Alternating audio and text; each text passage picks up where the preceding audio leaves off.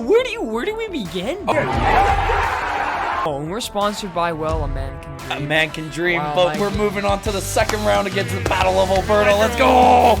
And hey, Bruce, there it is. Bruce, there it was. I mean, at least it wasn't Adam Fox. What? Weird.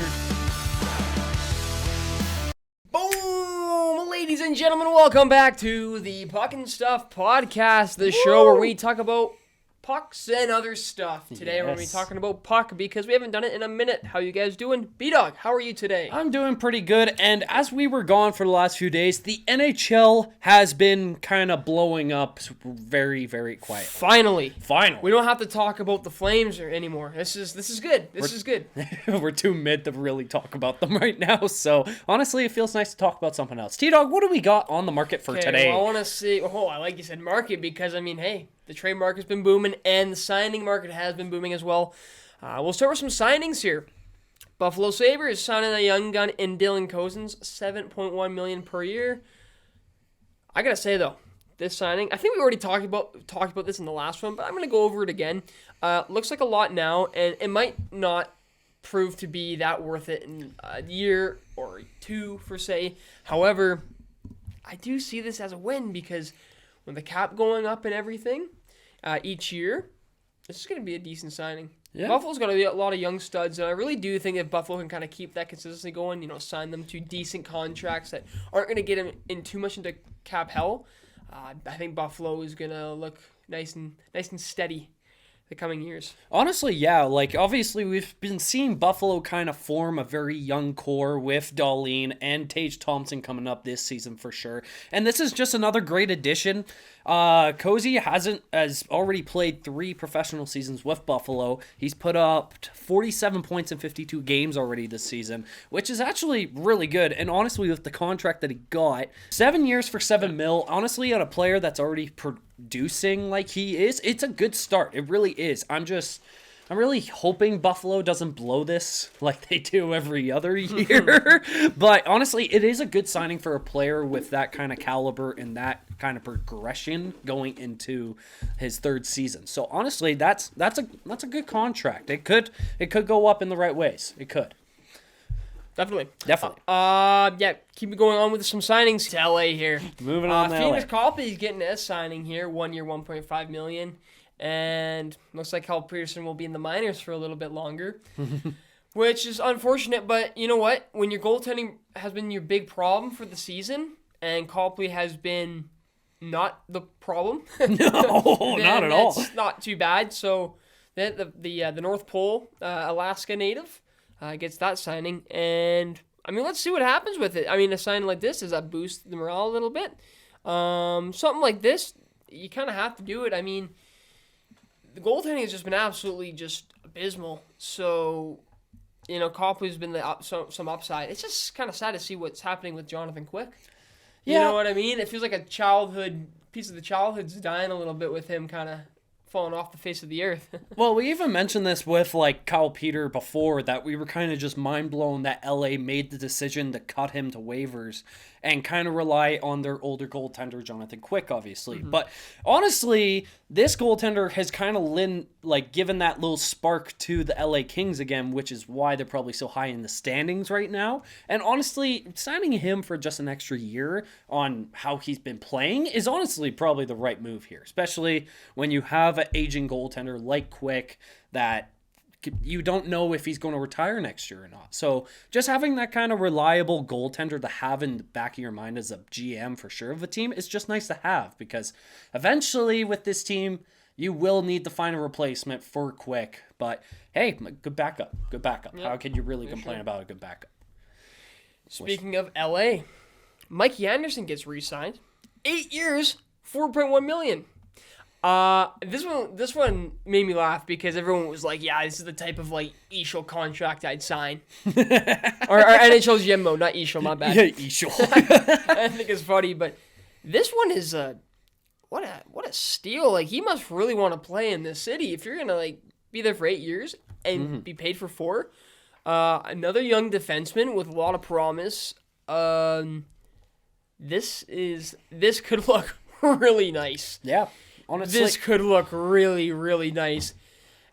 if he can get to a potential that I think a lot of people expect him to be, and he's going to only be worth $4 million a year, that could be up there with some of the most underpaid players in the league. I'm not saying he's going to be absolutely star top 2D in the league, but there's promise that he could be pretty solid, a top 4 guy. Yeah, honestly, with Mikey Anderson, he still has the age on his side, being 23, and honestly, LA is making a really good prospect pool with their defense here, especially with Mikey Anderson and that contract for sure. It could be a really big steal, but obviously, in his last few seasons playing with the Kings, you haven't seen that explosive superstar in him yet. Like, with this season, he's played 55 games, putting up 13 points, which isn't bad for still a young defenseman, but it's still not that explosive potential superstar yet. But hey, I could be wrong. Time could totally change that aspect of that player. I think he's more of a shutdown defenseman, so that's probably why as well that the cap hit is a little lower than what you would pay for. Because a Drew Doughty with the league, you kind of pay for goals. That's what it seems to be like. You pay for offense, but you need a player like that. You want to go deep, you need to sign players on decent terms like that who are going to be able to have the heart to play to a level gritty game, that needs to be. Yeah. St. Louis decided to just blow up completely in the trade deadline. I don't think it's a bad thing that they did this, though, because I was looking at their cap, and they got to sign a lot of players. They do. And now you don't have to sign as many players because of these 2 trades that have occurred. And honestly, too, it just kind of works out in that end because I don't think that Tarasenko, as we'll get into it, I don't think he want to play anymore. No. He looks way more confident in New York, and I think he just wanted to change the scenery. So I guess we'll just get into that trade right now. So this trade occurred, I want to say a week ago. February 9th, to be exact. Yeah, that specifically. Thank you, Cap Friendly. Shout out to them. Thank you. New York Rangers acquire Vladimir Tarasenko. 50% is retained, by the way, and Nico Mikkola, which is full price for him, in exchange for Sammy Blais, welcome back to the St. Louis Blues, Hunter Skinner, and a conditional first-round pick, and a 2024 fourth-round pick, which is also conditional. The first-round conditional will be the later of the NYR 2023 first and the Dallas 2023 first. So there's stuff like that. A trade. What do you think about this? Okay, honestly, I do have quite a bit to say about this. So in St. Louis' situation in the West, it kind of makes sense why they went off on big trades trying to get their picks. Because obviously, as T-Dog mentioned, they do have a lot of players to sign. And Tarasenko was on his last year of his deal. Same with O'Reilly, which we'll get into in a bit. And even, they did take they did retain 50% of the salary. So they could give New York the Tarasenko, but it's only on 1 year, so that's not that bad for St. Louis at all. And you do get some young players in a first-round pick. But now the pressure is really on New York in this sense because look at your forward group. Look at your top 6. It's one of the best in the league. It's disgusting. Absolutely disgusting. Literally, so good. Absolutely disgusting of lines. But honestly, is this trade really worth it even if he doesn't sign? Do you make it far, like, what point do you exactly make where this trade is worth it? This trade is just, there's a lot to it because Sammy Blais comes to New York. It doesn't do anything. No points, no nothing. No. So you're not losing much. Hunter Skinner, I don't think, was close in their prospect pooling. So that's whatever. The most you probably lose is that first round pick. Which you don't technically need in Ranger sense since you're already trying to become a contender. For sure, right? And you're in a win-now mode. Tarasenko, you get him at, you're probably going to use him as a rental because you'll have to probably flip a few strings to re-sign him. And if you have to re-sign him, I think a player like Hedl might be gone. And I don't know if you want to lose your, or Kako maybe, your young players because there's still a lot of room for them to grow and develop. But now that you have Tarasenko, they win this trade only if they do some crazy stuff in the playoffs. But I think possibly that they have the ability to, but man, does their forward group look good? And I don't think Nico Mikkola is a bad depth defenseman either. No, right? I don't think so at all. That might even be a good part of it. I think New York wins this at the end of the day, but I see where it's coming from both sides. The Blues, they know that they're just not in it to contend. I mean, can they make the playoffs? Let's look at the looking at standings. the West right now, their playoff open. hopes are looking a little bit drained after these few trades. Not really. Like, I think they knew that, but this might be smart because it could have been possible where maybe they tried to like just make this an off year and then try and sign their players and have it as old times. But maybe this is the correct and right time to retool. Yeah. And this might work out perfectly, right? We don't know until the future happens. But I think St. Louis took a decision that was probably tough to make, but needed to happen. Yeah, I guess especially with Tarasenko being in your franchise organization for as long as he was, and making that trade was tough, but the upside towards it was so big in St. Louis's part, with especially a retool this season. It might win in the long run, but honestly, the pressure is really big on New York this season because Tarasenko this season already, he's played 41 games and he's already put up 30 points. So that's still pretty good for a top winger, but if the production slows down, that would scare you as a Rangers fan. So my question to the rest of you, what do you think of the trade? Simple as that. 100%. Good or not? And this other trade that the Blues did, and I think it kind of goes to exactly what we said about what the Blues are trying to do. You know who loses this trade? The Wild. Yeah, the The Wild. Wild loses this trade. I don't know how they got fleeced like this. Bill Guerin, what you doing? Okay, What you doing? let's go into this. It's a three-way trade, Yeah. but it's mainly with St. Louis, Toronto. They're kind of the main puppies in this, and let's get into this. So, let's start with the St. Louis Blues. They get Adam Gaudette, Mikhail Abramov. They get a Toronto first-round pick. Then they get their third-round pick, which is from Ottawa, and they get a second-round Toronto pick. The first two picks were in 2023. The fourth-round pick is in 2024, by the way. And then the meat and potatoes of this trade that everyone's talking about, Ryan O'Reilly is now a Toronto Maple Leaf. But what's crazy, for 50% retained, so to have him on the team right now, you're only paying $1.875 million to have him on there. And they also get Josh Pilar, as well to Noel Achari, depth forward. Kind of surprised. Well, I remember him on the Bruins. No, I was just thinking about that. So that happens. And then to make this all work, since the Leafs have like no cap space, somehow they were okay with O'Reilly taking 50% Retain salary. retain of the salary. That is wow. And in exchange, they get a fourth round for it. The Wild already have problems. I was like listening to the Merrick show this morning. They were talking about how they're trying to figure this out because Dumba might be gone. Greenway's have a struggle of the season, but Greenway's also been someone of interest to be traded or something. And a lot of this too stems from the signing of Matthew Boldy, which I still think will work out in the end, but we'll see this. But they're in cap problems, so the fact that they did this just for a fourth, I think Minnesota loses this out of everyone. Out of the three teams, obviously, Minnesota was the biggest L out of all of them, obviously, because you retain salary on a player and you get a fourth out of it. It's like, that's But nothing you can work off of. I heard it was supposed to only be like 20% or something at first, but if this is right at 50% retainment, What is your true benefit out of there it? must be some underlying deal that they're going to make later or something because I don't really see the benefit in that too much. Like, I thought there'd be more. A team that would want to take that salary cut would probably be a team like Arizona. Would Philly, like a team that would have a little more cap room that wouldn't really care too much, but I don't understand it. Let's get into the Blues here. I think it's the same thing with the Tarasenko thing. O'Reilly's on one more year, and they don't think they could sign him, so they're going to go into that retool phase. So you get someone like Gaudette, a little bit of experience. Abramov, I don't think he's played yet. But that first-round pick might look really nice, especially that it's a 2023 first round. So that will be nice to have, so they can add to their prospect pool. Now the Maple Leafs, their center depth is looking pretty. One of the best probably in the league. But I think this is really proving how desperate Kyle Dubas is to get past the first round. Because he knows if he doesn't beat Tampa, which we probably know by now it's Tampa, if he doesn't beat Tampa in the first round, he's out of a job.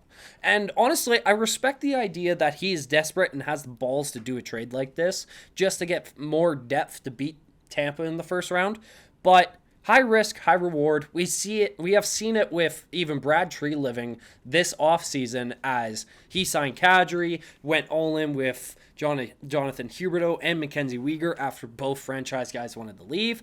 And, like, I respect you putting your balls right on the table and getting what you want, but high risk, high reward. This might bite you in the ass and you might get kicked out again. So, honestly, this is a rental. I think this is 100% a rental because Toronto probably doesn't want to keep much cap Let me space. just quickly go. And probably can't afford into him. Toronto's cap space right now, but we all know that they have the problems. That's why they have to get the retainment going. Yeah. Right now they have $6.3 million projected for the season. Now a lot of this, I mean, let's look too. Like they don't have any second round picks for the next 3 drafts. Oh, they don't have their first. They only for the 2023 year they only have their 3rd round, their 5th, and their 6th round. So that's something. You have to sign next season Alex Kerfoot, who has a cap of 3.5 right now. Pierre Engvall. Which program? You have to sign. You'd have to sign O'Reilly again as well. Mm-hmm. Then David Kampf. Then Noel Achari. Michael Bunting, Zach Aston-Reese, and Joey Anderson.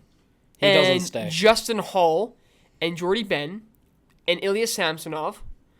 Whole lot of signings. Now, I know 2 of those just came in that trade, whatever, but that's a lot of money that's going to be put around. But, I mean, that's some decent center depth, though. I mean, Matthews, Tavares, O'Reilly, and David Kampf is your 4th. It's deadly. It is 100% deadly. It looks nice.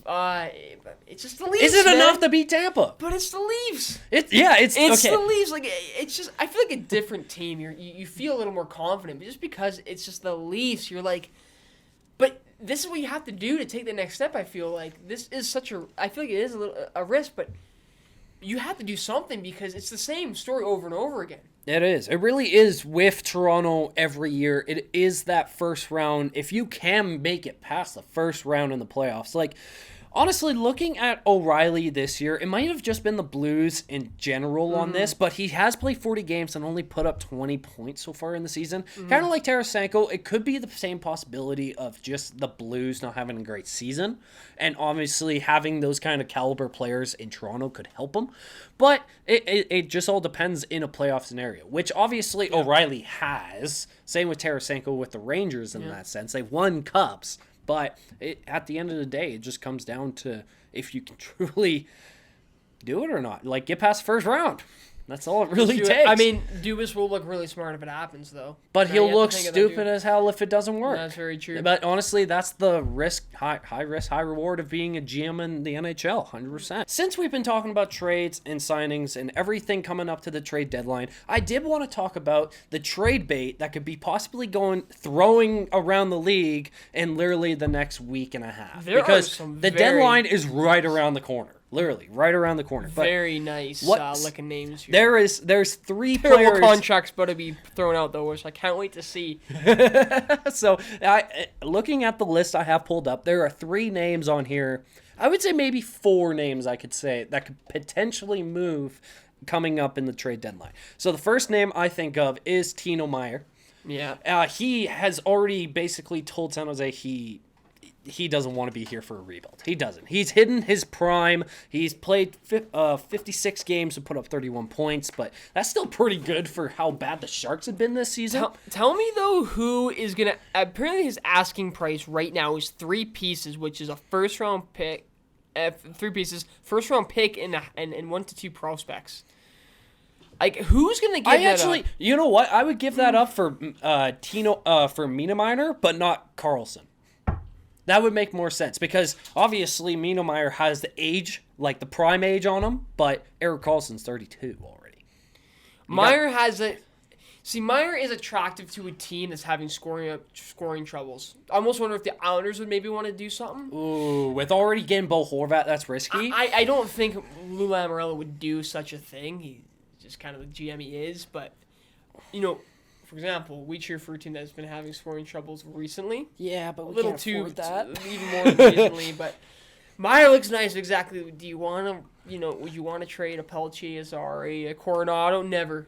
Do not trade Coronado, I swear. Something like that, right? No, you really don't. I gotta say too, though, Luke Schen's on the trade bait as well. Calgary keeps getting in this name as well. Boston, Toronto, Winnipeg has been also talked about it as well. Schenn would be some veteran presence there on the D line. We don't need defense. No, we don't want defense. No. Teams I'm like tired of it. this, I mean, I could see Winnipeg wanting Luke Shen. I think that'd help them in a bit of a playoff run. I think Winnipeg should maybe try and see what they can do this playoffs. I think Winnipeg seems like a team that I could see going somewhere a little bit if everything goes right. Honestly, yeah, I could see Luke Shem being a good defenseman piece for Winnipeg, but I was kind of thinking on the opposite side. If Winnipeg had to go for any defenseman in like what is still available for trade bait, I would say Jacob Chikrin from Arizona would be a great piece for Winnipeg's building. That good point, but that asking price is just who is gonna. The Chikrin thing's just been forever. Get him traded at this point, but 24, he has 2 years on his contract and he's making under $5 million. That's a good contract for 2 years if contending. But I feel like it's that idea of what you're gonna have to pay to re-sign him. So I think people are gonna think about that. Now again, cap goes up next year, all that stuff. I don't know. It seems like this whole Chikrin thing. There's so much to it. Like they've been waiting so much. Some team's gonna get baited. That's what I think. Well, I guess teams get desperate in the situation where if you want to make a deep run in playoffs and want a good defenseman, that he's right there. There isn't a whole lot of other talks that I've heard of Erik Karlsson going to Edmonton. See, I don't like that as a Flames fan, but that one's weird to me because you have one decent season. Conveniently one decent season, then you're going to be traded, right? Get some good value out of it, eh? But also 4 years at 11.5. And even if you retain that, you're still paying up to $7 million for the guy. 11 mil, that's just freaking crazy. Man. Still, I love that Erik Karlsson is having the season he is. But 4 years at way past his prime, with 4 years, 11.5 mil, especially in Edmonton's terms right now, you would have to lose so much forward depth just to keep that. And especially with Draisaitl and McDavid, if you don't make it soon, they might want to leave, and you probably won't afford them because you bet so much on Erik Karlsson to make something happen, but you might not. It might not happen. So, oh man, I mean, that's Edmonton's problem. That's Edmonton's problem. They need defensemen. They don't need the scoring though. I think you go for shutdowns. I think you got to go for some shutdown defensemen. I think that's what you need. But definitely that's something on the bait. I don't think it works out. If Edmonton gets Karlsson, you better hope that some retainment's gonna go. You need a heck of a ton of retainment, and when you're retaining, you're still gonna probably use them as a rental. So you probably can't even you're not gonna use them after these years are up. What else? Besser's on the trade block. Oh my gosh. Okay. Zaitsev. So I just want to keep going. We can keep go going. ahead. Patrick Kane, right? It's one. But these two, I think Detroit should got to do something to keep them. Larkin and Bertuzzi. If not, one of them for sure. You keep Larkin. Larkin's just phenomenal. But Bertuzzi as well, he'd get some good trade value though. He'll get some. Bertuzzi, 100%. But honestly, if you're trying to have a main structure guy to be your number one, it's Dylan Larkin all the way with that team because even over the years of rebuilding, you've had your number one guy in Larkin there, and you secured him, and he probably won't leave. And I think it is a huge mistake for Detroit if you do let go of Larkin instead of Bertuzzi because that's a guy you want, especially rebuilding a young team and someone they can look up to. I want to see what for Larkin. There's really nothing. I mean, I guess the whole progress. I guess he needs an extension. Sorry, but if anything was to happen with Larkin, you're gonna want to sign him in or keep him before Bertuzzi. But again, Bertuzzi with the trade value. I kind of already said this already. But, I don't know. Detroit, I think they'll figure it out, but. Those are some names that intriguing me a little bit just because those players would be nice additions on any team. Any team you pick in the league. All right, guys, this has been Chel Talk. If you guys enjoyed this episode, please leave a like, leave a comment down what you guys think, and please subscribe. We're almost at 200 on YouTube. We still over 1,000 on TikTok. We love the support you guys always give. Keep it up. T-Dog, end this boy off. Well, before we leave here, I just want to say this. McDavid, 101 points in 56 games. I'm telling you, he's going to hit 160. I still believe he's hitting 160, all right? He's not winning a cup in 3 years. He's still going to get 160 points. You're not wrong. Also, too, Allmark still got a 190 goals against average. This is just I don't know. There's some crazy stats going on here. I just wanted to say that 937 save percentage. This is crazy. It's crazy. 20-point difference. Okay, Draisaitl's got 81. McDavid 101. Crazy stuff. We'll see what goes on with that. But anyways, ladies and gentlemen, again, thank you so much for watching. However you consume this content. Same thing. Leave a like if you want. Comment of the day. What's the craziest thing that you've seen in the NHL so far? Signings, trades, all that good stuff. Let us know in the comments. And hey, guys, keep on rocking in the free world. Getting close to trade deadlines. So we've got more to talk about. Keep on rolling, boys. Let's go. Peace. Peace.